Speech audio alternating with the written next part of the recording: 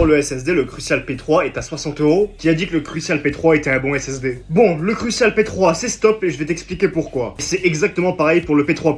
Parce qu'il faut arrêter de croire n'importe qui va te dire que ce SSD est bon alors qu'il sait même pas ce que c'est un contrôleur ou de la DRAM dans un SSD. Ce qui est quand même la base d'ailleurs. Hein. Bon, déjà qu'est-ce que tu as dans un Crucial P3? En termes de contrôleur, tu as un Phison, donc le PS5021. Donc clairement un contrôleur très entrée de gamme qui est vraiment pas bon du tout honnêtement. Et au niveau puce, bon c'est pas chier, hein, c'est du Micron. Donc déjà on a deux composants principaux qui sont pas du tout fous. Ça annonce un petit peu la couleur. Maintenant j'ai parlé de DRAM avant. Qu'est-ce que c'est la DRAM? C'est tout simplement le cache du SSD. Et avoir de la DRAM c'est un énorme avantage dans un SSD. Pourquoi j'en ai pas parlé du coup pour le P3? Bah parce que tu n'en as juste pas. Donc bon, on continue dans la merde. Hein. Pour le P3+, c'est sensiblement la même merde, sauf pour la puce qui passe en ARM 32 bits, Cortex R5.